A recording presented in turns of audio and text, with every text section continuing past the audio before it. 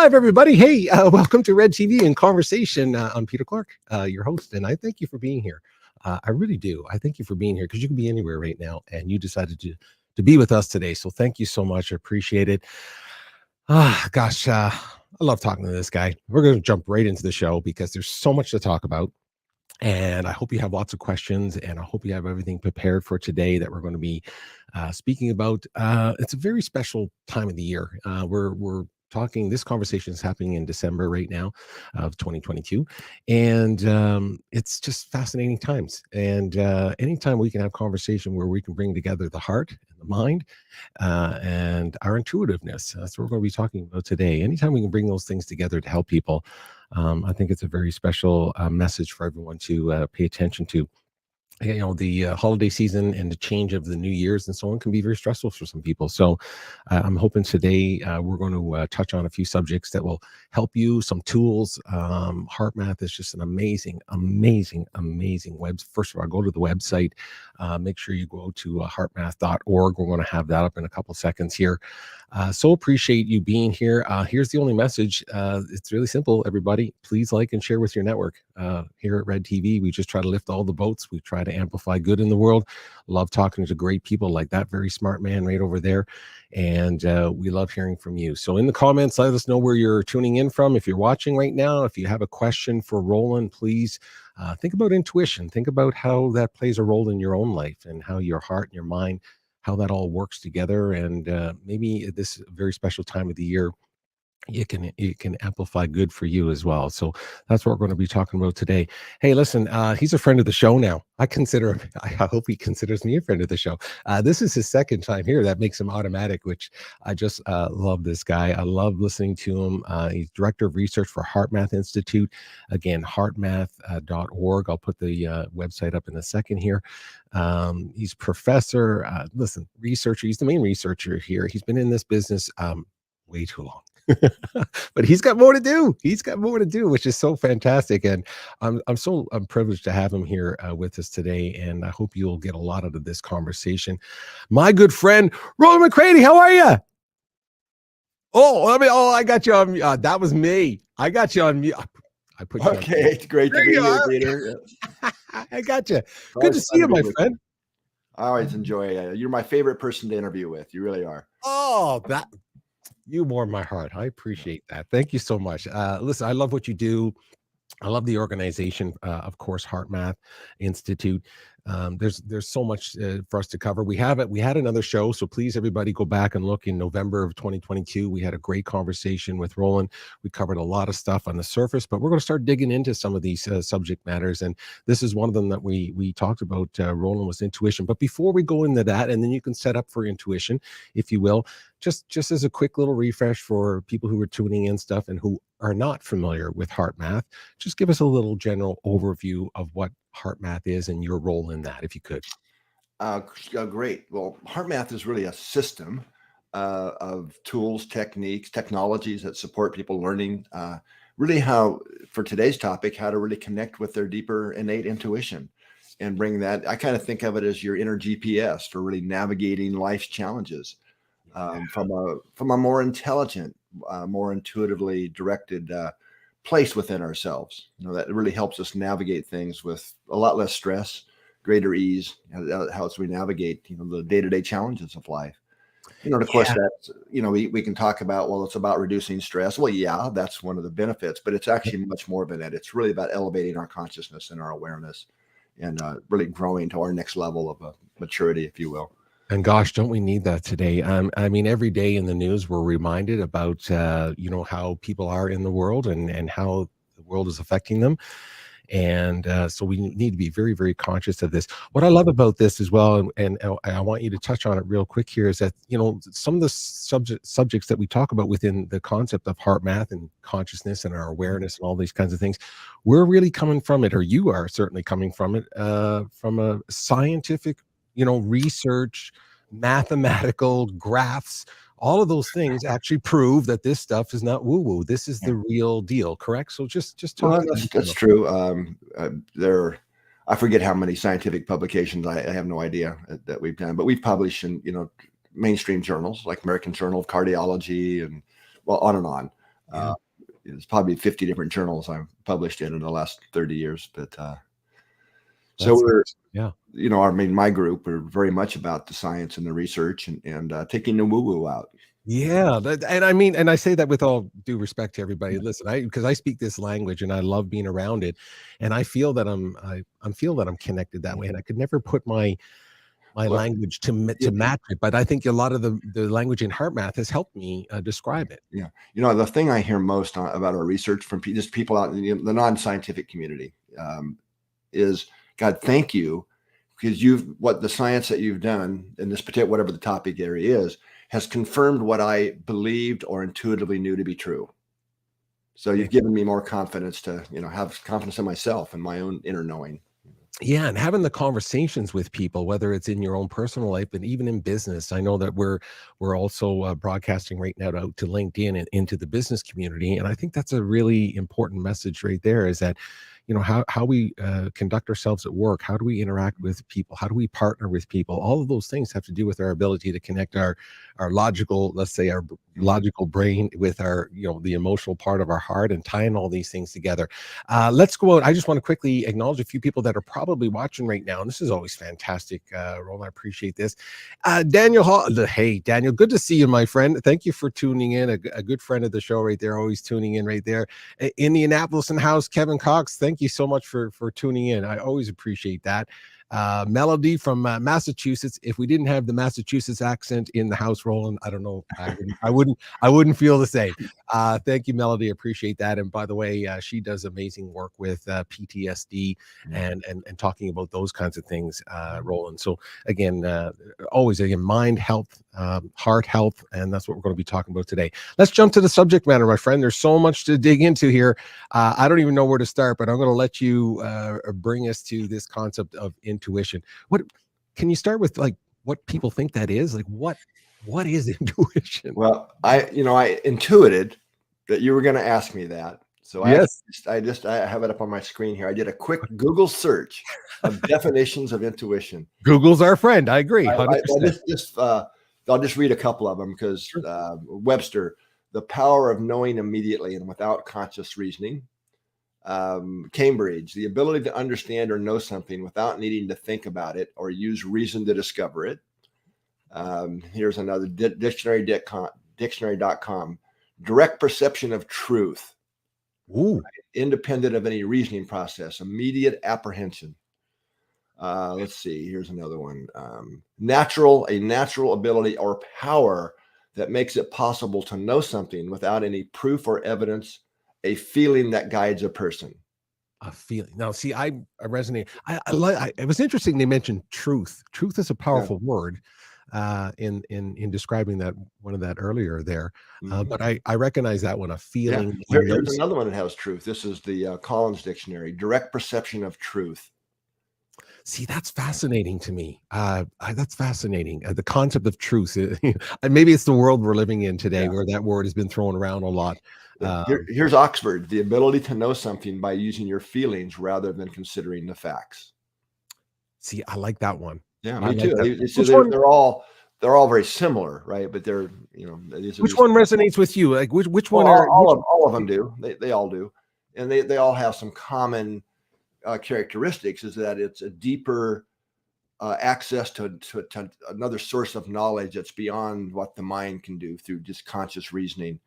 And the other common theme in about all of them is that it's a feeling, right? It could be the feeling of this is a good business choice or a good thing to do, or the feeling of dread, right? Oh, don't go down that street. Don't, you know, whatever that might be. Right. You sense something. Yeah. So, but it's usually through the feeling aspect of our psychophysiological systems. Right. Let's start. And again, everybody just listen, we're talking to a PhD who's been studying this for how long again, Rollin? 35? Long time. He doesn't want to tell you. It's just a long time. So what I always appreciate about our conversations, Rollin, is that you try to keep it nice. You try to keep it simplified, and it's not a meaning of dumbing it down for us. It's just there's so much research behind it that I appreciate that you're trying to make it more relevant to how we can apply it in our own lives. Let's just start with this idea of intuition and where the idea of what that is when we're talking about the connection between the heart and the brain. Yeah. Well, I love that you said that. Maybe we'll start with a question. Okay. Yeah. It could just think about the last few days, week, or whatever, recent time period. And has there been a situation that's come up where you were either asked to do something or you wanted to do something, whether it was buy something or whatever the thing is, but you had a deeper inner feeling or sense that probably wasn't the right choice. Right. Let's just consider that. Because so you're thinking about something, whether you're purchasing, you wanted to go somewhere, maybe you're invited to a Christmas party or something. Or should I go? Or go on a date with someone, whatever the thing it is. But you had a different inner feeling that whatever that choice wasn't the right one. Or it could be the opposite. You could have maybe said something hurtful or that created a separation to someone, and you had a deeper inner sense, I really ought to call them or go see them and clean that up, apologize. Right. It could be, so it's both sides of that. And then also think about maybe a time when you did have that and you didn't do it. You went with your ambition or whatever that kind of, we'll call it the mind wanted to do. And then the play out of that. I mean, so many times in my life that I've personally had that experience. And looking back, boy, I should have followed what that deeper sense was. Right. Oh, I so resonate with that, Rollin. Yeah. I so resonate. I think that just helps ground what we're talking about, because the real intuition that I'm talking about, I really call it that inner GPS for navigating, life's challenges, and unfolding creative solutions. Right. So I'm not really talking about going to Vegas and seeing through a deck of cards here. Although that's an aspect of intuition, the big game of intuition. It's really what elevates our consciousness. So we become more aware people. So the question was asked, and I love what you just said. Did we have that feeling? And I'm pretty sure if people can put it in the comments, we'd appreciate hearing what it was. Let's just say that the answer is yes, and that it is, that we've had this feeling. Well, where does it come from? Does it come from our experiences? Yeah. Are we pulling from our experiences, or we're pulling from our gut? So it's both. Heart and brain is where those. Let's just keep it really simple for this. Heart and brain. Right. These are two different dimensions. I like to think of it of knowledge, and it's really the lack of integration of intuition. Getting the heart and mind synchronized or working together. I would suggest is the largest source of stress on the planet. Right. It's when we don't really follow our deeper intuitions and inner guidance system. Now that can be confusing for people because this might be a good point, Peter, to jump in. And I know we talked a little bit about this before the show started, the 3 types of intuition. Right. Let's go. I think that maybe we start there because I think that can help sort out some of this for people. It's easy to get them mixed up. So there's the 3 types that not our research, but a lot of others around the world who've done research on this. So the first and most common type that's talked about, and certainly that research is done around, is called implicit knowledge, or sometimes called implicit learning. Now, this is all about the brain, right? This is where we've learned something in the past and forgot we learned it, or maybe we didn't even know we learned it. We were just watching somebody do something, but we were kind of picking up, I see how they do that, Right. and it's stored away in the implicit, unconscious areas of our brain that we don't have conscious access to. Those kind of memories. That's what implicit means. Right. And let me add to that, Roland, because I find myself as a creative person, as a musician, for example. I don't read or write music. I don't know how to read or write music, but I can play music, and I learn it from listening to it and or watching it. So would that be the same kind of thing? That would be it.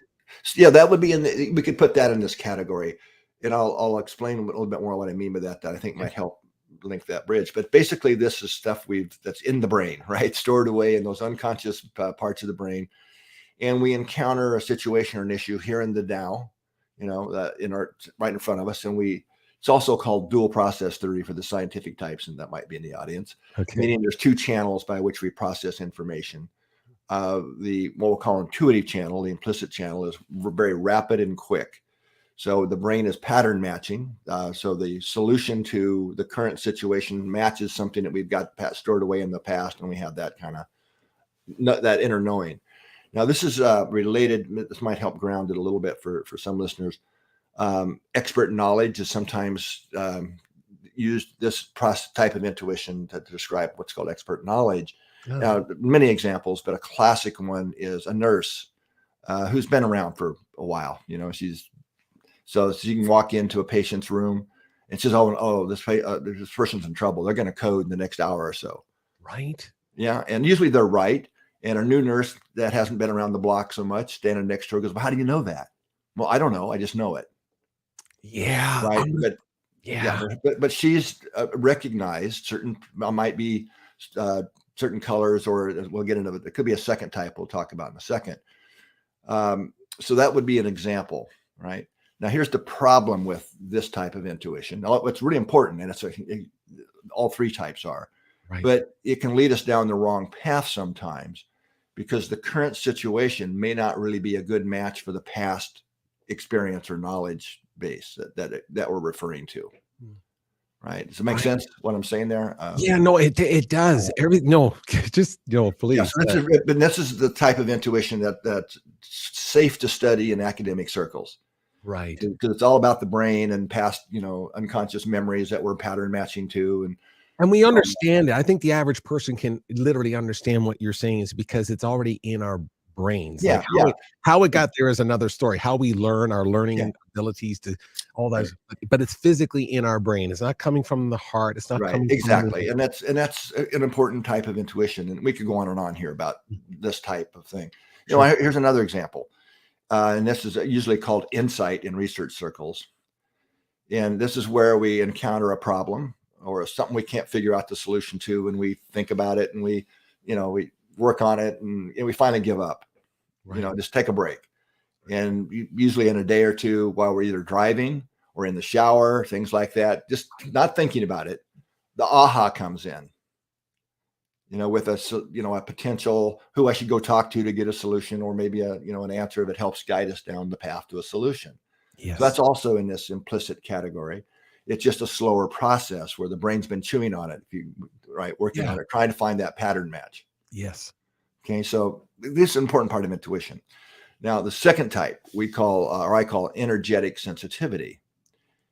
And this is our nervous system, brain and nervous system's capacity to detect real signals, often measurable from the environment, could be from other people.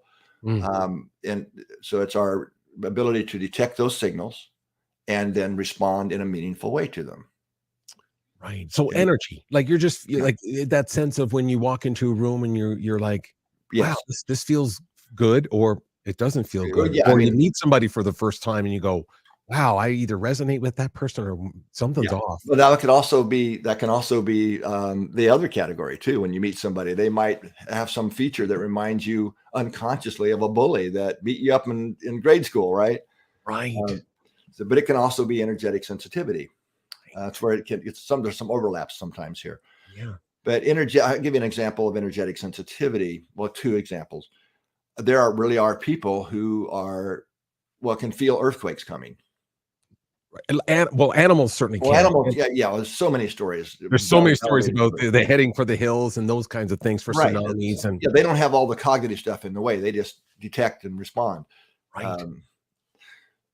But we now know we can measure changes in the magnetic fields of the Earth prior to earthquakes. So it's our nervous systems detecting that and doing, say, oh, that they've recognized that pattern and associate it with earthquakes. So that would be one type of example.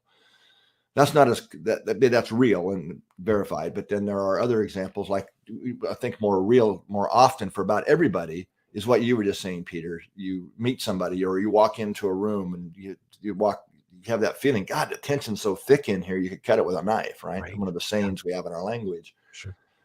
So I think we talked about this in the last show, that every time the heart beats, we radiate magnetic fields out into the environment around us. We can measure those. That's not some theory. It's been measured since the late 1800s. And what we've added is that field is carrying emotional state information about us. And we've clearly shown that our nervous systems detect and respond to those fields from other people, right? So empathy would be in this category, or not trusting somebody because of there's a mismatch between what they're saying and what they're broadcasting energetically.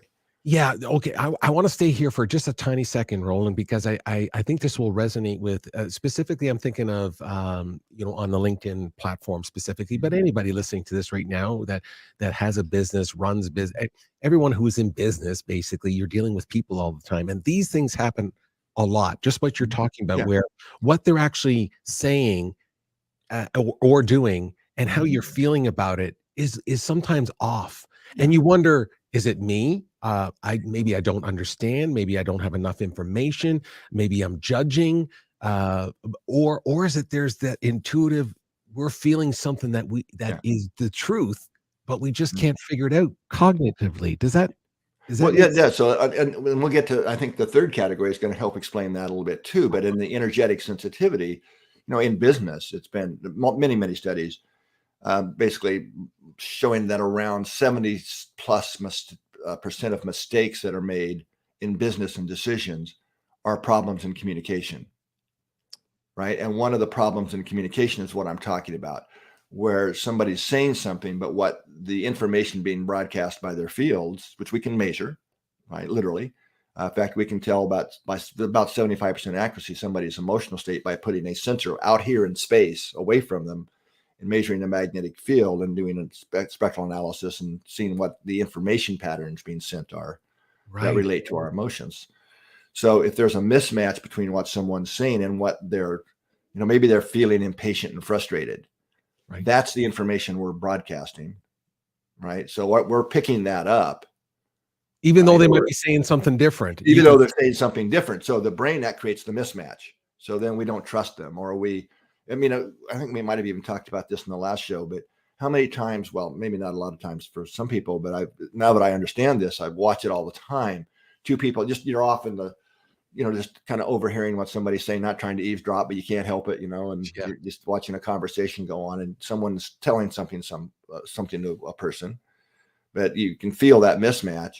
And what the other person mirrors back to them or thinks they said is what their energetics were broadcasting, not what they actually said.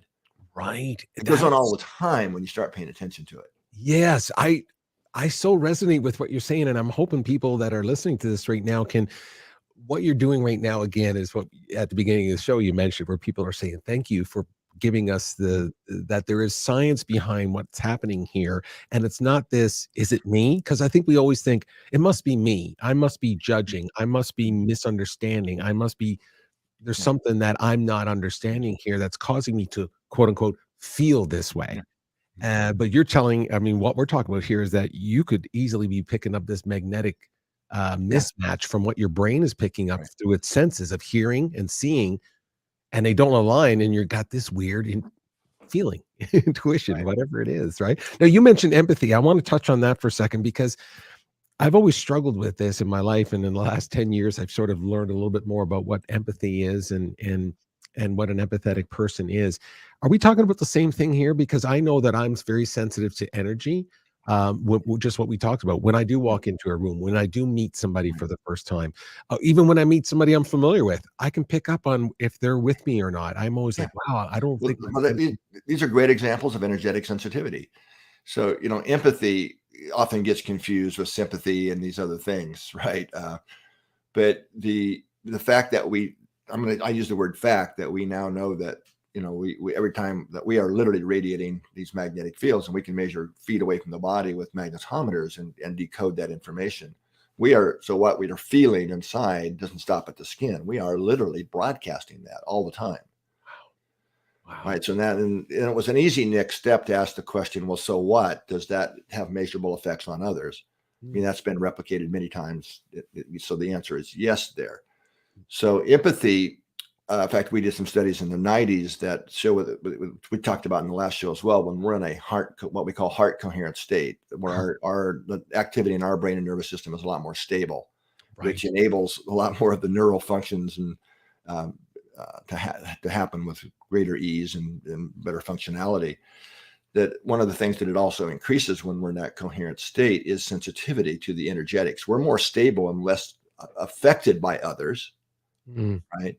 But we're also become more sensitive to the information from others, which is really empathy. It's the ability to really feel what somebody's feeling. It doesn't mean we get sucked down into that feeling with them, but we have an awareness of it. And if we're able to maintain our own coherence and stability, then we have a lot more capacity to actually access our intuition, the next type we're going to go to, but at least understand how they feel to maybe help guide them to a better place, or at least know what someone's feeling. So that, to me, that's true empathy. It's not the sympathy and the projectional. Yeah, I'm just putting it out there. We're going to have a show just on that. I mean, because I talk to so many people, just generally in my life, from different parts of the world. This is why I think this is a fascinating connection. Is that this idea of feeling empathy, feeling things that are happening in other parts of the world. People, I could be speaking to somebody in Australia who's very sensitive to things that might be happening in Ukraine, for example. Sure. We're all connected in much different ways, but we seem to be connected in this amazing field. Before I move on, I just want to acknowledge a couple of people who are still tuning in here, my fine friend. Shannon, good to see you. Thank you for showing up. They're showing up for you, Roland, just so you know. Liz, I'm just a facilitator here. They're here for you, my fine friend. And look at this. Is there a kinder person that you know? Jacqueline Way in the house. Jacqueline. I know that you've done some shows with her and some conversations on Clubhouse and some other and great conversations with Jacqueline. So I'm glad. I love Jacqueline. What a great human being. She is a great. What she's doing. Yeah, you got that right. 365 everybody. That's what you want to check out. 365 want to make sure. I just there's a whole bunch of different conversations. Let me just see what else is here. Oh, you guys got some great conversations here. But thank you for tuning in, everybody. We're going to go through every. If you got a question specifically, though, please put it in the comments here, and we'll see if we can get it to Roland before we keep moving forward here. So let's.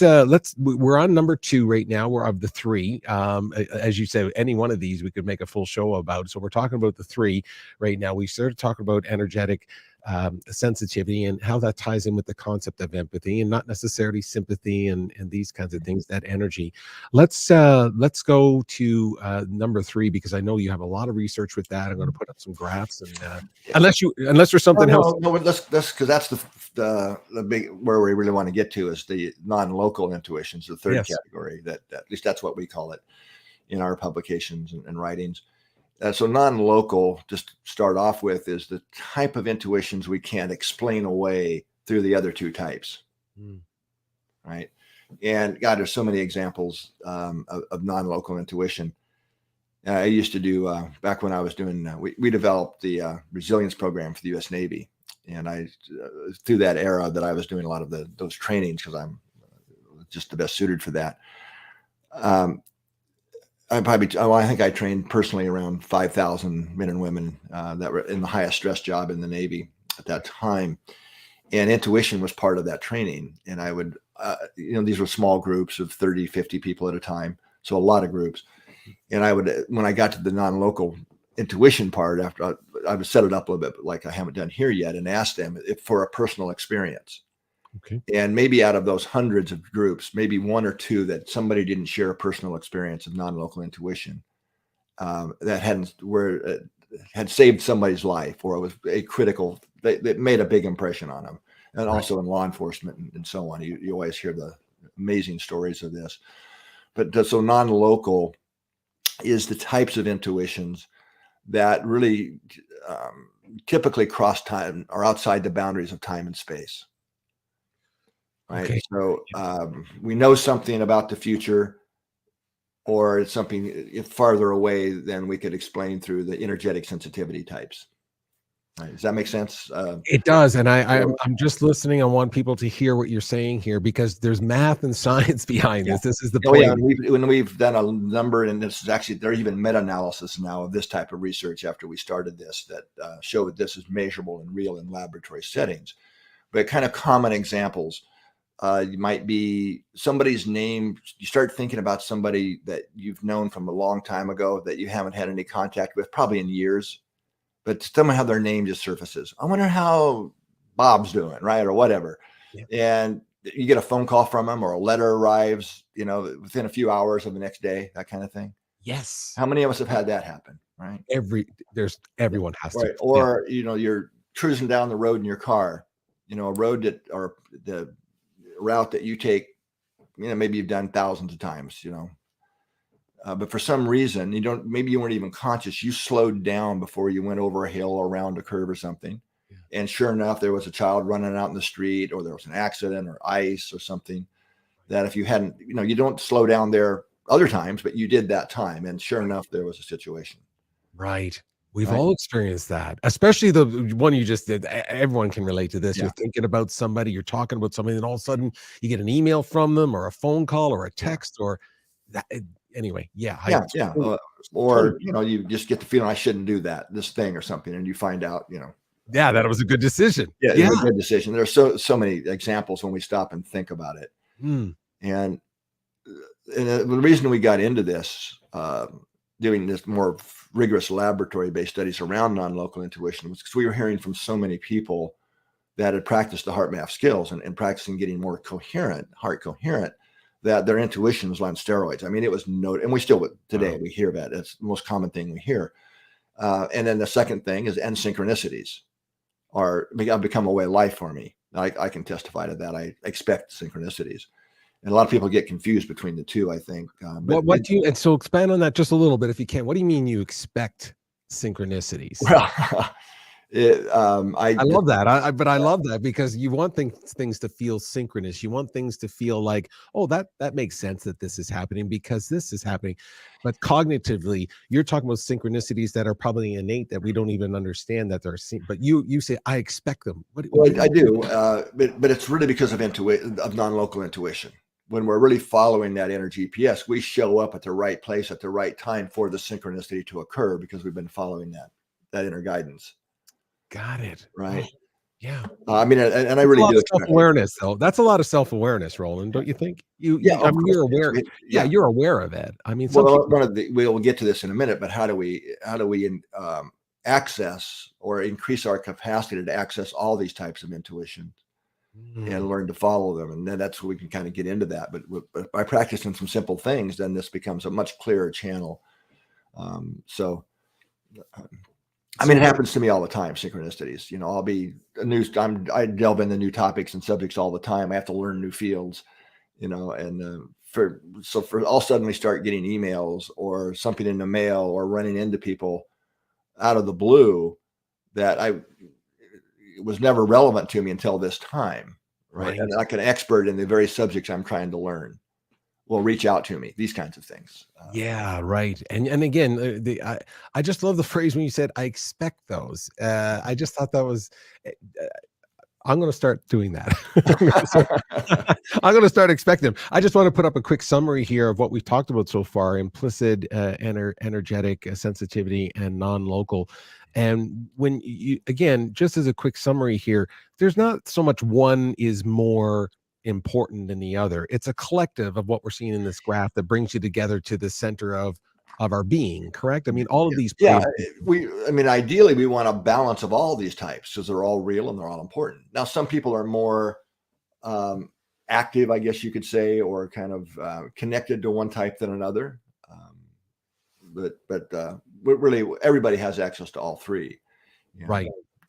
And again, the one that you've done the most research on, or I should say the most, but the non-local is the one that you focused on. I'm going to bring up another graph in a second here. Maybe you can walk us through this. Well, we've done work on all three, but energetic and non-local will be the two we've done most lab-based work on, because there's so many others out there have done the implicit knowledge. I mean, I think when we first back in the 90s were started doing lab-based research on this, I think I read 40 some books on intuition just to get a pulse on what was going on out there.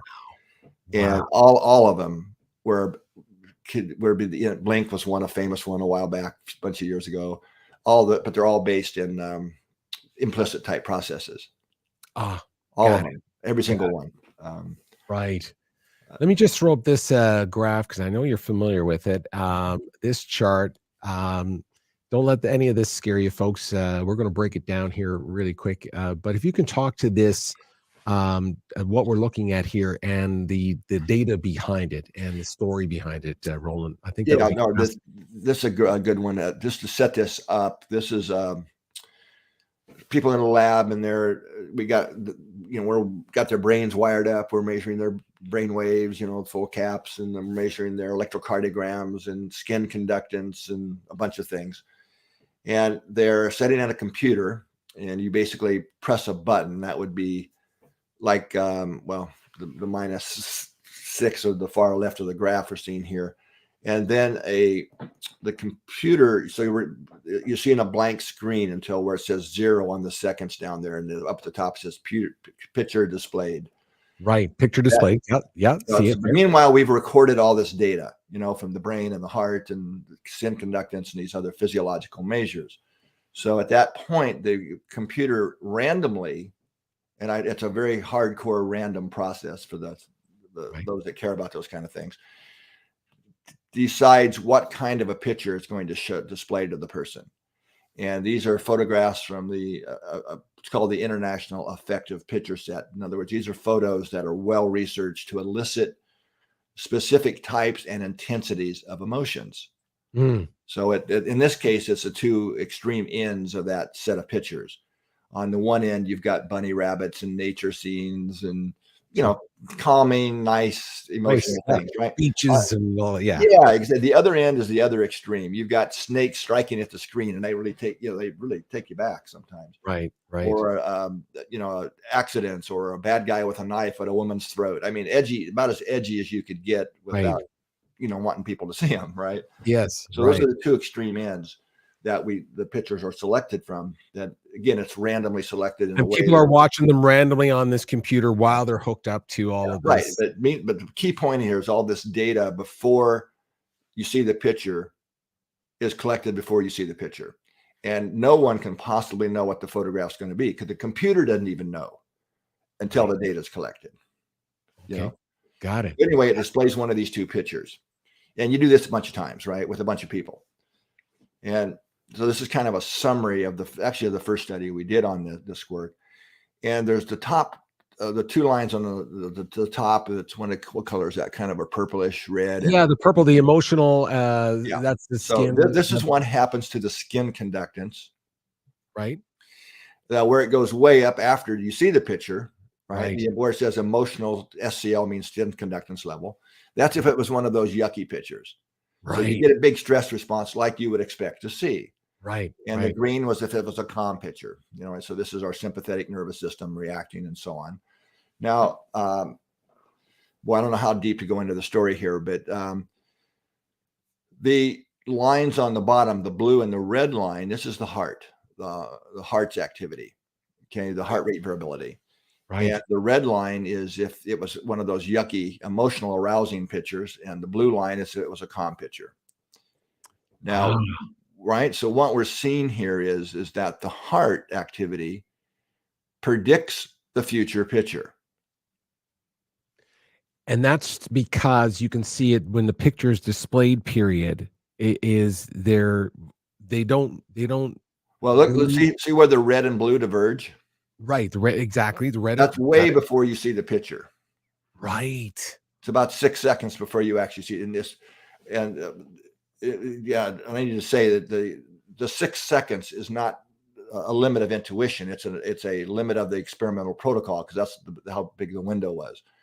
So future experiments or later experiments, we had a much longer, what we call pre-stimulus period, and before you see the picture. So if it's 20 seconds, you see the effect 20 seconds before, right? So it's just a matter of the experiment. So your heart is literally, from what you're saying here, again, when we see the emotional HRV, which is the heart rate variation, right? Yeah. Right. And when you see emotional versus the calm HRV, which is the blue line, they diverge. The heart diverges before the brain does. Yeah. Well, okay. Now, if we just looked at this graph, yes, you could make an argument. Well, maybe the brain knew it and sent a message to the heart, right? Right. So we're also measuring brain waves, EEGs, right? And so that, I can assure you, that didn't happen. There wasn't a measurable change in brain activity that preceded the heart. In fact, what we then did, this will be, you probably don't have a graph for this, it'd be too complicated anyway, but I'll just explain what happened. Sure. So there's a technique, it's called heartbeat evoked potential analysis. And this allows us to measure the flow of information traveling up through the nervous system from the heart and cardiovascular system to the brain. Okay, so you can literally trace the flow. It's called afferent in neuroscience language, but just call it ascending neural signals. So using that technique, you can quite literally look both in time and location, how those signals from the heart are going up through the brain. They go here, then over here, and up here, and all the way to the frontal cortex, right? Both spatially or location and time. And so right after the heart diverges, those heart rhythms diverge, we use that analysis technique, and we're able to show that the heart is literally sending a different neural signal to the brain, depending upon what the future is going to be. Right. So then you're informing the brain. So then the brain does get a pre-alert signal, and then you see brain changes following which follows clearly the signals from the heart. Then you get a body response, the gut feeling of the hair on the back of the neck, and that's where if we're paying attention to our feelings, it becomes a conscious feeling. But the real flow of information was heart, brain, body, then conscious awareness. So that's, and this has been repeated many times now. Yeah. And so how does what we're looking at right this second, and I'll just pull it away for a little bit here so we can just take a break on the eyes here, is that how does that relate to how we interact? What does that information mean to you that I can take away in my daily life? Is that, well, it kind of goes back to that question I asked at the very beginning. Are we really listening? See, this is the types of that deeper feeling that we have about that we should or shouldn't do something, or the choices we make, or how we respond to someone, or whether it's a good business deal or not. In fact, let me tell you a quick story on that. After we first published these results of the first round of studies using that protocol that I just showed you, we've developed later protocols for other reasons for measuring this. But I got contacted. I got an email, and then this is before Zoom, right? Called with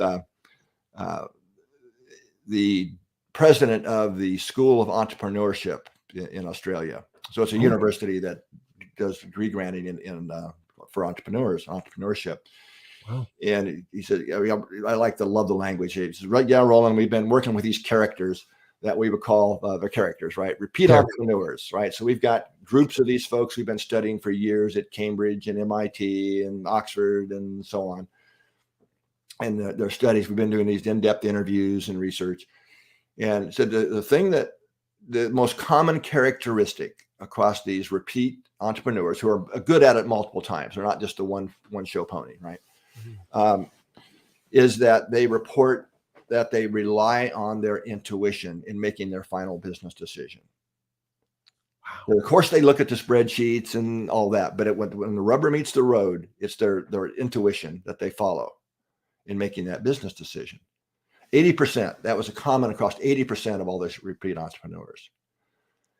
Wow. And then the second most common characteristic is they have a sense of wanting to give back to those that helped make them successful.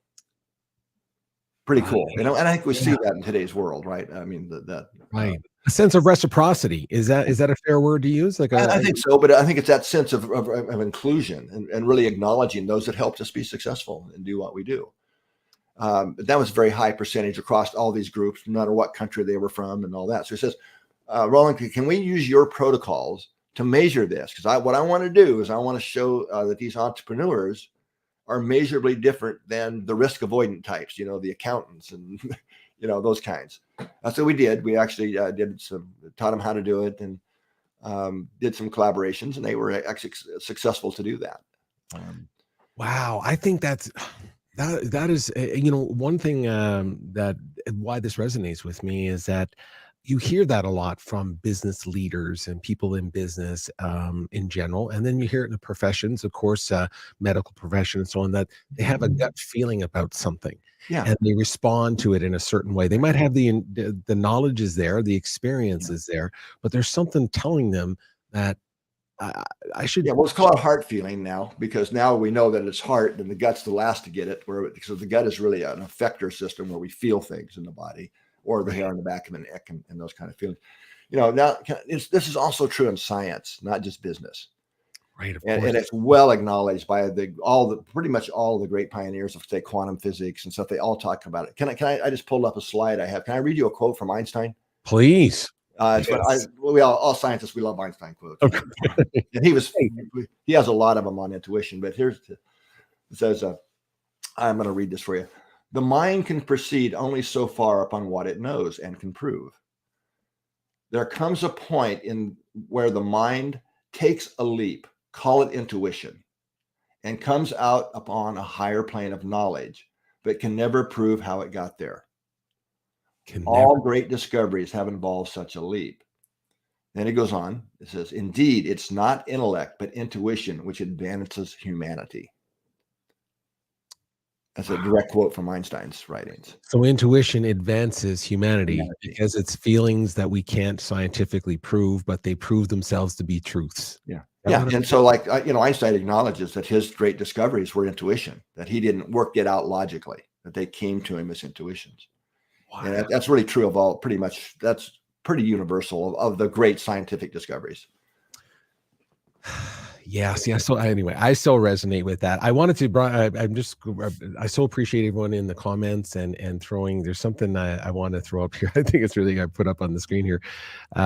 Shannon, good to see you. And yeah, she says, I always want to kick my booty when I don't listen to and she says this because as a nurse, I used to do that. So basically the ability to be able to, listen to your intuition, your experience, but what you're sensing is the experience that you're having, and you follow that versus maybe even the data. If you can expand on that, Shannon, I appreciate that. But that's what I'm hearing in that. Does that all make sense, Roland? Absolutely. That's why I wanted to start with the different types, right? And because sometimes intuition gets a bad rap, because this is not about just follow your feelings, right? It's really about, are we really connecting with that deeper source of wisdom? And that's why this research I was showing you on the heart, being that first original source, that then informs the brain, is so important. Right. We had our past director of our education department, a guy named Dr. Bob Reese. Man, literally has 3 PhDs. He was retired as a professor at UCLA and then worked here for quite a few years. Wow. And one of his passions was the study of world religions. And so I learned from Bob at a much deeper level than just at the surface, that this idea of the heart being the access point to wisdom, to our higher self, to, courage, all these things we hear about, wisdom is the most common thread amongst all the world's great religions. Right. So if you think about it, it's really true. But whether it's Christianity, it's all about the heart, right? Islam, Buddhism, and on it goes. Yeah, there's a thing. They all talk about the heart as the central place. Where you go to the heart, right? Right. And there's so many quotes from all these great religions. In fact, I was invited once. A little quick story, and many years ago, invited to go to a conference called "The Heart, the King of Organs," advanced science, in cardiology in Saudi Arabia. Oh, Last place I wanted to go, I knew nothing about, I bought into our media and stuff about all that. yeah, And- I was just going to say, and yeah. Anyway, they pursued me for a couple of years, and I finally had a phone call and talked to the director of this large cardiac hospital, and ended up going finally. And then it ended up being a lifelong friendship with this really a very well-known cardiologist, actually, as I came to learn. And my first meeting with him, sitting in his beautiful office and all surrounded by books and everything, and he says, "Rollin, I've got 6 degrees in cardiology." He really does. He's not coming from an arrogance, I mean, this is a very famous cardiologist and well published and all that. And it says, not once in all of my medical training in any of these books on cardiology is the energetic or the spiritual heart mentioned. Wow. He said spiritual heart, the spiritual heart. Yeah, which is what it's called in a lot of the religious contexts. I call it the energetic heart. And he said, but I'm also a devout follower of Islam and the Quran. And because that's what, where I am and what I do. I really believe in this. And there's 190 references to the heart in the Quran. And not once is the physical heart mentioned. Wow. So I created this conference that I've invited you to bridge those two worlds. Wow. That's insightful from a person who has this expert. Yeah. First of all, I'm not trying to promote Islam or anything here. I'm just no. We're just taking his deep faith in his upbringing of his culture and his religion, and then he's taken it against 6 degrees of cardiology. So this ended up being my favorite conference to go to, because he's bringing people from all over the world, and many, not just different religious, but mostly scientific perspectives on this. So anyway, it's really what I think it's a great story, because really what I'm talking about here, and the way I published that work that we were just talking about on the non-local intuition, the lab-based studies, originally back in the 90s, I had to be a little more conservative back then, is I basically, because what we confirmed here is that the heart responds to these future events with about 80% accuracy is what the number is, right? Right. The accuracy is there, not so much even that it happens, but it's accurate when it happens. In other words, it's 80% right in predicting the future picture. And if we cognitively guess, at best, we're 50-50, right? Right. Actually, less than 50-50 the way the study was designed, because it's not an equal number of the types of pictures. But right. So I basically said that these results suggest that the heart has access to a field of information outside the boundaries of time and space. Right. So that was perfectly acceptable language back then in the late 90s for peer-reviewed scientific journals, right? Because with non-locality and entanglement, all this stuff had been scientifically proven, but it was only supposed to be at the subatomic scale. Right. But here we were showing basically the same thing in hot, big, organs. Now that's been blown way past in the quantum physics world now. The whole, macro scales and groups of atoms have all been shown to demonstrate these types of effects. So what I'm a little more out of the closet these days. What I'm really talking about is we're actually measuring that access through the energetic heart or the spiritual heart, whatever you want to call it, that other domain or that other plane of knowledge that the religions have all been talking about. Right. So what I'm really saying here is that the heart, energetic heart, is that path bridge, if you want to call it that way. So we're really building bridges to that larger part of ourself. And, it's an energetic side of self. Now, people think I'm going woo-woo here a bit, or can, but I'm not, because there are a lot of things we can't put under a microscope. Yes. Like you can't see a thought under a microscope, or an emotion, or an intuition, right? But we all know they exist. That is so true. Yes. Right. They're so real, and yet they're so intangible. It's like you said, you can't measure, but we can measure the effects of them. Right. In our physiology in these ways. Got it. So these protocols that we did for non-local intuition were able to measure that and track the flow of that information, heart, brain, body, and so on. So I love that. Let me just throw in a couple of, I wanted to just jump in here with Jacqueline says she wants to stop doing that broadcasting impatience. I can totally relate to that. Getting back to Shannon just for a second, I could feel when my patients were going to code. And there's that example you just talked about. I'd move all the furniture in the hallway, but then my colleagues started calling you. so she would, but she would feel that, like you said, that they were going to code. You used that as an example earlier, which I thought was interesting. And there's a real life response to it right there, Roland, where somebody says, yeah, I could feel when my patients, something was going to happen.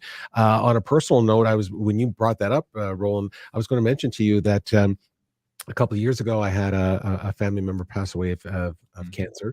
And I can remember when the nurse came into the room and said, yeah, you probably have about a couple hours here. And this was, and I was thinking, wow, like, how would you know that? And of course, you're not in an emotional state to kind of question all that.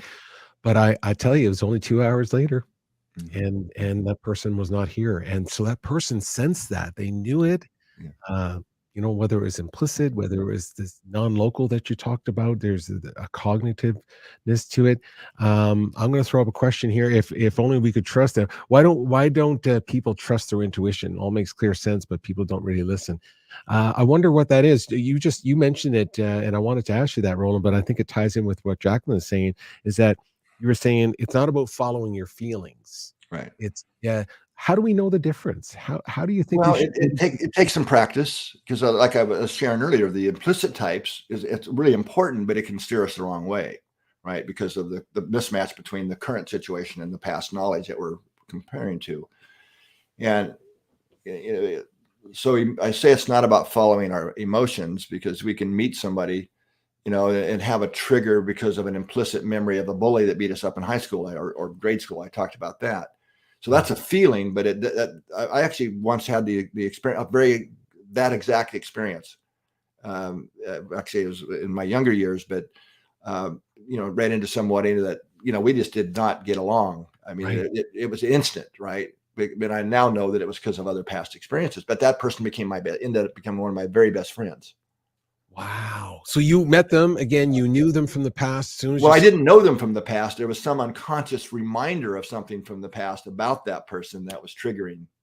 Right. Wow. See, yeah, I think we can all relate to the fact that happens on a regular basis. And like you said, there's a lot of self-awareness there. You have to pay attention to what your thoughts are and the feelings. Yeah. So a lot of people's emotions really aren't managed, and they're on automatic. We're being triggered and making all these. So it's really be learning the practice of what's the deeper heart feeling, what's that information, rather than just, we feel anxious or angry or or frustrated or impatient, these kinds of things. That's why I say it's not just about following your feelings, but it's really following that deeper heart-based feeling, might be another way I could say it, or heart intuition. And that does take some practice, and there are things we can do to facilitate that, like in the first series of studies that we showed the graph on, Peter.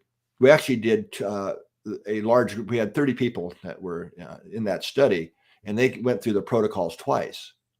Right. Once getting that, first we counterbalanced it and all that for the researchers out there, but one time coming through, we were nice to them, come on in, get them hooked up, do the protocols, and then the other time, after we got them all wired up with all the stuff, which takes a lot of time, we had them do an exercise called a heart lock-in, where they get coherent for, I think it was either 3 minutes or 5 minutes before doing the protocol.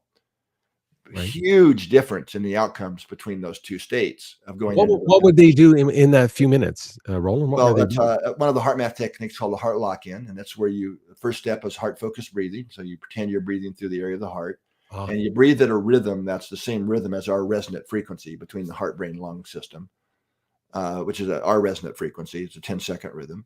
Right. But then you activate. Second step is you activate feelings of appreciation or kindness. And really breathe that feeling. So you're starting to shift the energetic side of our emotions, which then causes physiology to change. And then you consciously radiate that feeling to all your cells and yourself and out to others.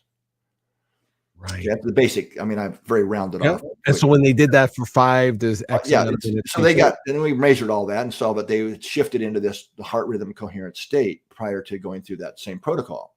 Right. Now, the difference in that channel between the heart and brain was radically different. It wasn't subtle. So basically, we were able to show that you can call it that neural channel between the heart and brain was way opened up, so right to the frontal cortex. Right. You know, and you saw that those ascending signals from the heart were now directly modulating the frontal areas of the brain. And that was a whole lot came out of that study. In fact, it showed that there's a direct neural pathway to the frontal cortex that bypasses all the other processes you go through to get there. Before it was shown anatomically, we were able to show it electrophysiologically. And then some years later, that neural pathway was actually shown. Right. I think I might have a graph here. Does this resonate with what we're talking about here? Yeah. Well, this shows generally speaking. Yeah. Yeah. What are called in neuroscience language, the afferent or ascending neural pathways from the heart. So in fact, the heart sends far more neural signals to the brain than the brain sends to the heart and body. Right. And there are direct neural pathways to what this graph is showing to the thalamus, which is involved in synchronizing neural activity, and also to the amygdalas, which is why, it's one of the reasons why when we propose to somebody or we fall in love, we don't say, "I love you with all my brain," right? Because the rhythms of the heart and that information encoded in them is also going to the amygdalas, which is our emotional centers, detection centers. So it's really the input that's telling the amygdalas how the heart and body feel. All right, so that's just kind of what this slide is showing. But in this study, there'd be another pathway we would draw here, a little arrow going right up to the front of the brain as another direct neural pathway. Right. Again,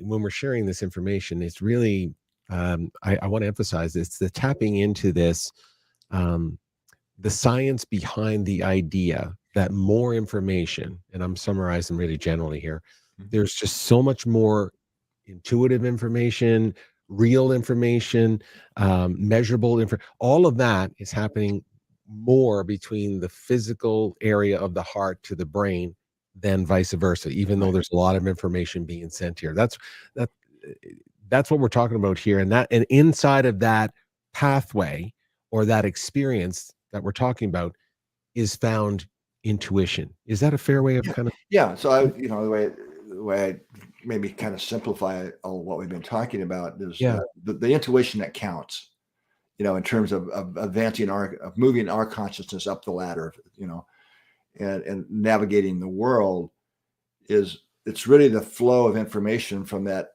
energetic part of ourself, whether you want to call it your higher self. Here at HeartMath, we just call it your larger self, but it's still part of us. As David Bohm used to say, it's our undivided wholeness, right? Oh, I like that. Undivided. But we do have an energetic self that's part of us. We can measure many aspects of that now. So it operates in another, I like to use the word dimension or domain outside of time and space.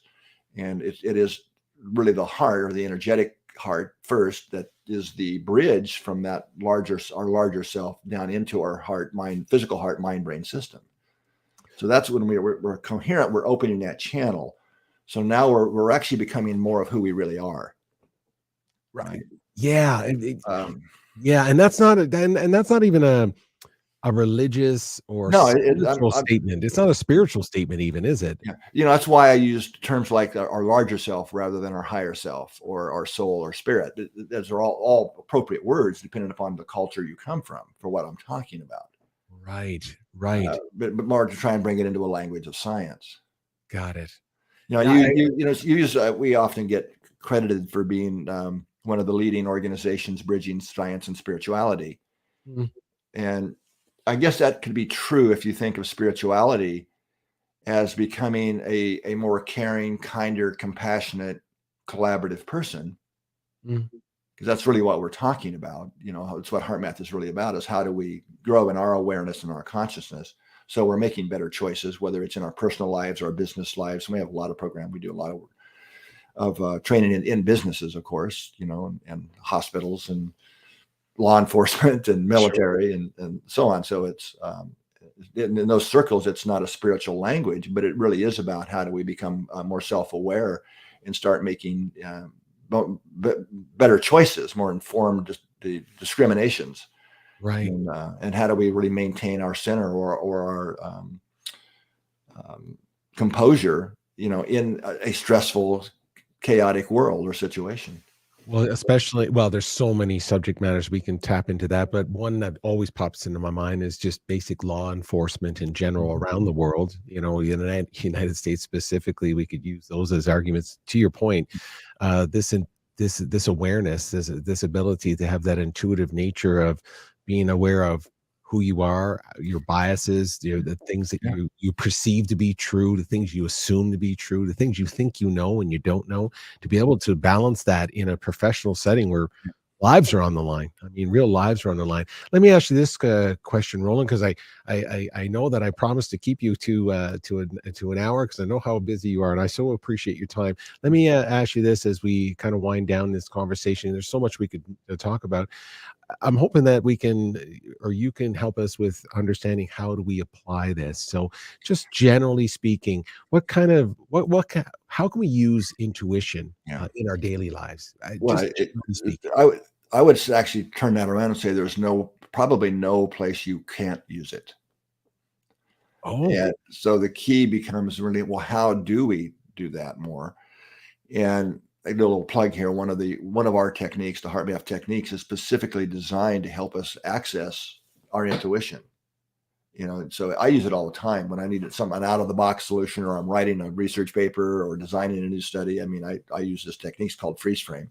Okay. And that's available in a lot of our books. We probably don't have time to really give it credit, or its due credit to go through all the steps here. But it's basically, the essence of it are where you get heart coherent, and then really get your energetic system coherent as well as just the physiology. Then basically ask the heart, what's the answer to the solution or problem that we've identified, is the essence of it. But the key really is, I think, being more mindful, or heartful is probably a better word, of being in a heart coherent state. And that's something that we can easily learn how to do. It takes some practice in the beginning and then we start training our own brain and nervous system into coherence as a new automatic or normal. That's when you start, when I say, synchronicity as I expect them, right? Because we've gotten into that state.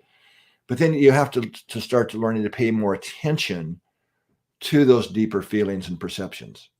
We only, it's a fun way to demonstrate this, but there's called inattentional blindness. But it's really true that we only perceive what we pay attention to. We only perceive what we pay attention to. Yeah. Where our attention goes, we don't perceive. People will be shocked to know how much we don't perceive outside of our attention frame. Right. Where attention goes, the old phrase, kind of like attention. But it's true. There's some really fun ways to show this and prove this, but it's really true. So if we're not paying attention to the heart and those deeper heart feelings, we never perceive them. So our larger self is often trying to prompt us and give us those hints that they don't get through because of all the roaring mind chatter and emotional stuff going on. So that's where getting coherent quietens all that and synchronizes the activity between the heart and brain and opens that channel. Then step two, or not step two, but hint two would be pay attention to those deeper heart feelings. And recognize them that they're this is what I was asking you earlier, is to know the difference between, is it being an emotional reaction, or is it really truly a feeling? Yeah, and they have their own quality, these deeper heart feelings. A prompting from the heart, or an intuition, which is what elevates consciousness from my perspective. So we're connecting with that other part of ourselves, that larger part. That is what increases our consciousness, or we could say awareness, just as easily as consciousness here. Sure.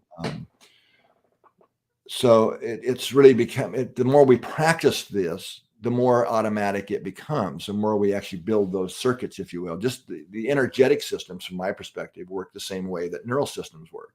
Use them or lose them, and all those kind of sayings we have, neurons that fire together, wire together. And clearly we do create new neural circuits. Like that's how we create new baselines and learn new things. The same thing works, I'm suggesting, at the energetic level connections and levels. Right. We can build those new circuits and strengthen them so where they become more. So it becomes a online. conscious practice of doing Yeah, that. exactly. Yeah. You know, Yeah, with- and that's when this becomes life transformational. Is when we do practice it enough till we develop those new baselines or those new circuits have become established. Because then we don't have to work so hard at it. It's becoming the new we, right? Who we really are. Right. Oh, that's fascinating stuff. And again, what I love about what we talked about today was, I think it's so applicable, not just obviously in business. We talked about that from the business perspective of decision making, and that call you have received from the School of Entrepreneurship, and so on.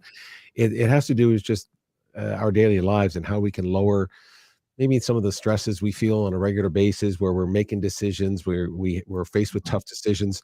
Mm-hmm. Today, I mean, of all times in the world right now, I think people are making some pretty tough decisions out there right now about their business, about their lives. Economics is always on their mind, and feeling that connectedness to what they intrinsically know to be true, maybe knowledge wise, and then what they're feeling, and connecting those two. Roland, I know you have something coming up in the new year, so I wanted to make sure you get a good plug in for 2023. Tell me what you're working on here for HeartMath, and what we can talk about in the new year. Well, actually, it'd be a great time in the new year. Is we've been working for a couple of years now on the new version of the Global Consciousness Project. That's a completely different topic than what we've been talking about. Yeah, no, this is great. I mean, we want to set it up. Probably a lot of the people that are attracted to your show, Peter, probably know of the Global Consciousness Project that was started by Dr. Roger Nelson about 25 years ago at Princeton, which I think of as a globally distributed scientific instrument that's measuring the changes in the consciousness field of the planet. Right. And I mean, the statistics on the last 25 years of research are it's like P to the minus 13 to the minus 13. Yeah. A trillion to one that we're able to measure shifts in a global field in response to a lot of people paying attention and feeling something at the same time. Right. So Roger, Dr. Nelson has, he actually retired a long time ago and has been still maintaining it, but he's really retiring. He just sold his house and is moving and things now. And asked me about 2 years ago if we would take over the project, because he obviously didn't want to see this go away. Right. And I tried to talk him out of it, and he said, no, it's got to be you and HeartMath. You're the only people that I trust to really take this forward. So we spent about a year with a number of scientists that had been involved with Roger, including Roger, of course, and some folks at IONS and different institutions around the world. It's a global little group to say, okay, what have we learned? But if we're going to take this over and go forward, what do we need to ask? What are the new questions we need to ask, and how are we going to ask them? So that's involved us completely redesigning and redeveloping that project from the ground up. So new devices, which you call quantum noise generators, that make random numbers, and making the devices much easier for people to get involved with, to kind of plug and play. You just have to plug them in now to your router. Yeah. And we want to get 10 times more devices around the world. Right. And so it's a completely the latest technology, not only physics technology in the device, but all the infrastructure to get that data back to servers and act and calculate it. So anyway, we're calling that GCP 2.0. GCP 2.0. So this is a great project for citizen scientists that are interested in consciousness and how we not only affect. It's really what we're talking about today, but on a global scale. I was talking about how we feel doesn't stop at the skin, and we can measure that in other people. But we can also measure it globally, right? When there's enough people. I just got to say this, Peter. My favorite study that Roger did, through that work, is after many events had been analyzed, right, towards the latter part of it, is he rated them and had some ratings for the level of love and compassion that was involved in the event being measured. Okay. Like Earth Days, Global Peace Days, right? A lot of the organized meditations that have gone on, would be at the high love and compassion category. Right. Where people are intentionally, and that because we know it's emotion that moves the dial on this global scientific instrument. So that was the high love and compassion category. Then medium were events like Super Bowls and World Cups and big sporting events and things that brought people together, but under different. A lot of emotion, not necessarily a lot of love and compassion going on. That's true. Right, like a Super Bowl or something, right? A lot of emotion. Right? World Cup, we just yeah. And they do move the needle on this instrument, right? But then the third category was low. So this would be the response after a terrorist attack or a school shooting, these types of things, death of Princess Diana and so on. Sure. And then analyzed them, and the events that are high in love and compassion have a significantly greater, when you look over all the events, significantly greater impact on the global field environment than those in the low or medium category. Okay, meaning that finding, right? Meaning that even though the ones that are low, we all feel them, they had less of an impact than the more positive ones. Yes. Yeah, even though some of the like the 9/11 attacks had a huge, probably the biggest ever measured, but a lot of people, a lot of emotion. But when you look overall across all the events, the tendency is those in high love and compassion have a greater effect on the global field environment, which makes total sense from my perspective. That's why I love this project so much, because we know from our work and others as well, Peter, that when we're sincerely feeling love, compassion, appreciation, gratitude, that shifts our physiology into a measurably more coherent state. So a lot of personal benefits, that we are radiating a measurably more coherent signal into the field environment. And we can measure that, right? Right. Now let's get. I don't remember how much we got in the last show into the Global Coherence Initiative, but how we're coupled to the fields of the Earth. Right. No, we did talk about that. That. Go ahead. All right. So when we're more coherent, we're radiating more coherent signals, but we're also more coupled to the big field, the Earth's field, the magnetic fields, and how we talked about how that resonates the same frequency as our physiological rhythms. Right. So this is another way of measuring that we've increased that coherent radiations into the field. It's actually can be measured in this completely other way through the global consciousness devices. Right. And when you said this is good for those that are interested in the sort of the us sort of amateur scientists, if you want to call it, interest scientists, if you will. Citizen scientists, yeah. That's the word I was looking for. Citizen scientists. I love that. How can we be part of this? Absolutely. How is this going to work for somebody that might be interested in reaching out to? Yeah, so when we'll be launching this officially, I mean, the devices are all designed, being tested, and I'm not sure exactly when, but I would hope for January, but it's probably going to be more like February. Okay. That we'll be able to really launch this globally. So that the citizen scientists are those that will host these devices around the world. So we want 1,000 of these spread all around the Earth. Oh, and that is so cool. Can I put my hand up for that? I want to put my hand. Sure. Just I'll reach out to you. In fact, give me a day or two, but the initial website, we've had to rebuild the website. Everything is 𝗂𝗶𝘁2.net. 𝗂𝗶𝘁2.net. I'll make sure I put that into the comments here. Yeah, the site may not be active today, but it will be this week. But there's a place you can sign up to be a citizen scientist host for one of the devices and own one of these devices and be part of this global network. I'm so doing that, Roland. I'm just telling you right now. I'm so doing it. I want to be part of that energy, and I want to. Well, I'm hoping that I can add to it, but. Yeah, my fear is what if I'm adding not so good stuff to it? Well, it's a global. Be able to measure that? Don't worry about it. This is a monitoring system. It's measuring the global field. Okay. What's really neat, though, I didn't really understand this. We've been part of GCP1 since almost the beginning. We've had one of the devices here in our lab for 20 years now. But as we've dug into this a lot deeper into designing GCP2.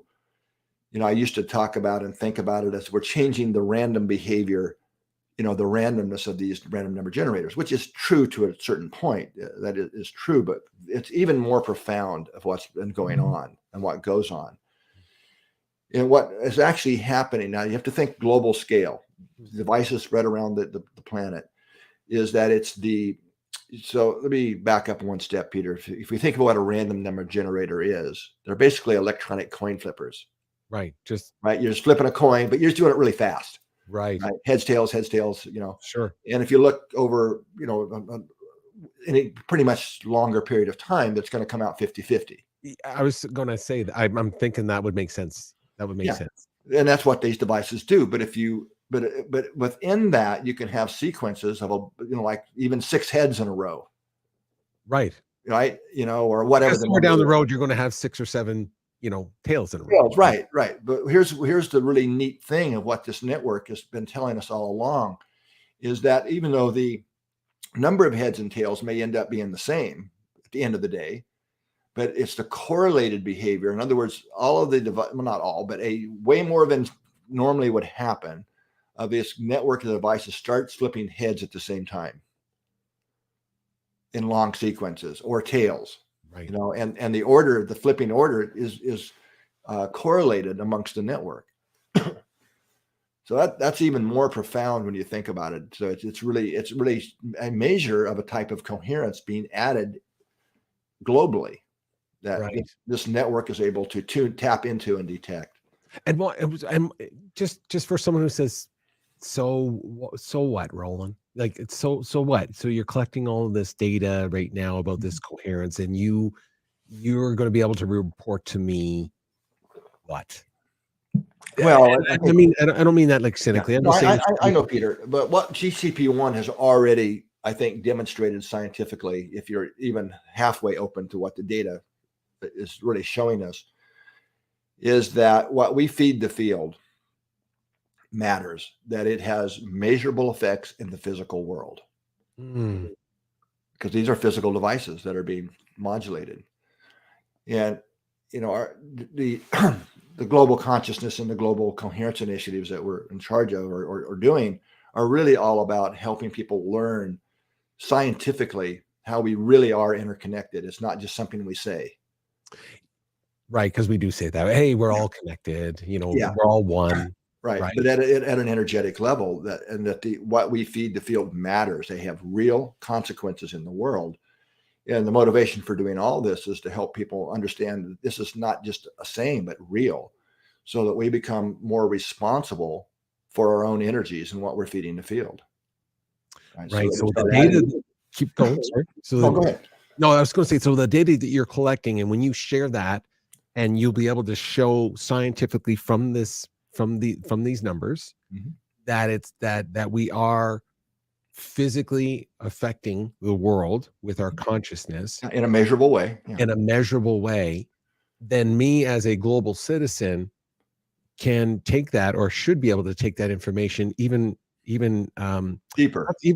Deeper in, even from our from our brains, to be able to say, wow, the fact that I'm thinking not so good thoughts actually is not helping maybe somewhere else in the world. And it's more feeling than thoughts that moves the dial. In other words, if I'm feeling hate and frustration and impatience, that is impacting the world in a way. Well, that's what's going on now. That's the problem. So if we want to really be responsible citizens and not only shift the global energetic field, then we start becoming more responsible for what we're feeding the field. But it's not just about that. What we feed the field is really important for the shift in consciousness, but it also has to translate down into our daily behaviors. Right. Being more kind to people, being more collaborative. Right. You know, and all the sayings that we have, you know, extending a helping hand and all these things. It's about the choices. Yeah, it's also about the choices we make in the real world. But here's the thing: when enough people, especially when we're synchronized, although it doesn't have to be, intentionally adding more, I'll just say, love and compassion to the field environment, there is an amplification effect, and we can measure that as well. So it's kind of like matching funds in a way, right? So we're putting a stronger signal into that field environment, which helps others wake up as well and become more conscious. And that's really what, if we're playing the global game here, this is about global consciousness, and that's really waking up as a global community.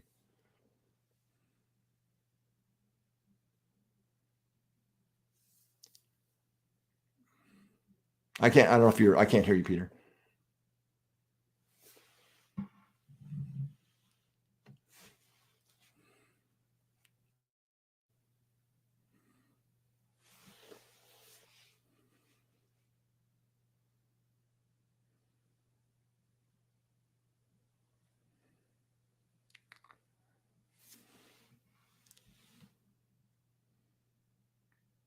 I don't know if you can hear me, Peter, but you said it says my mic is muted, and I can't hear you.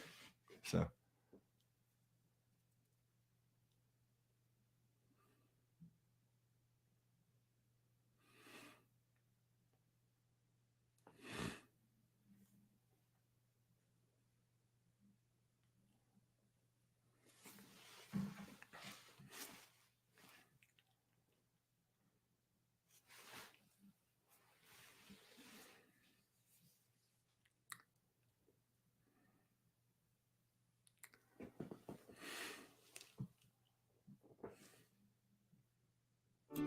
At the HeartMath Institute, our mission is to help awaken the heart of humanity and to empower people of all ages and backgrounds to connect more deeply with the intuitive guidance of their own hearts.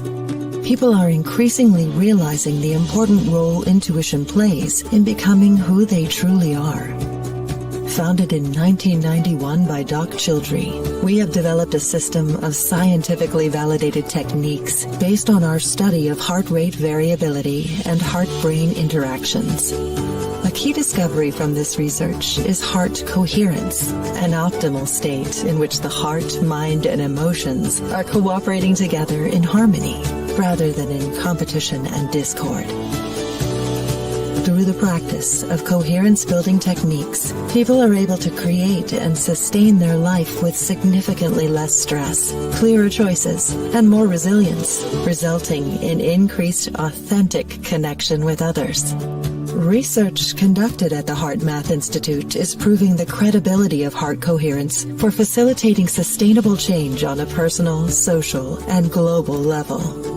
With over 400 peer-reviewed or independent studies and over 11,000 citations in Google Scholar, HeartMath Institute has made significant contributions to the scientific community's understanding of stress and emotions. Key areas of study include increasing resilience, activating intuitive connection, and revealing the benefits of global interconnectivity. Our interconnectivity research, featuring live scientific data streams, is umbrellaed under our Global Coherence Initiative. This is an international effort that seeks to facilitate the shift in global consciousness from instability and discord to compassionate care, cooperation, and increasing peace. The Global Coherence App, Monitoring System, Global Consciousness, and Tree Research projects allow worldwide participation while informing our research. We are at the dawn of recognizing love as the new transformational intelligence. This is the heartbeat of our research, training programs, initiatives, tools, and technologies to help awaken and activate humanity's capacity to love. We are the HeartMath Institute. Thanks for taking the time to learn more.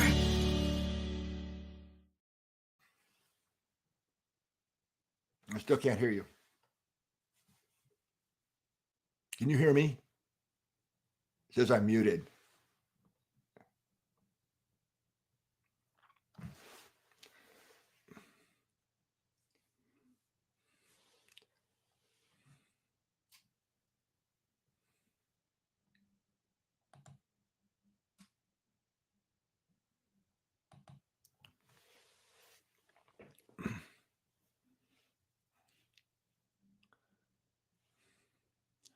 Can you hear me? You can't hear me, right?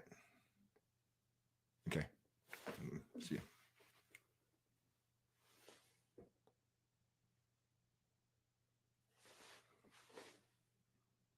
All right, thanks. Okay. All right, bye-bye.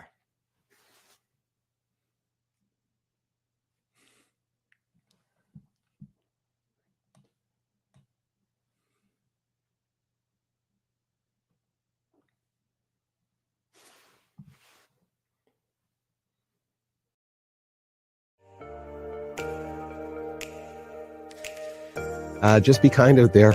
You know, that's all you have to do. Just be kind out there. I mean, that's all you have to do. Just be kind out there, everybody. I mean, just be kind. That's all you have to do. Just be kind out there, everybody. Hey, you know, just be kind. You know the drill. Yeah, just be kind out there, everybody. You know, just be kind. Just be kind out there, everybody. You know, that's all you have to do, right? Exactly. Just be kind out there, everybody.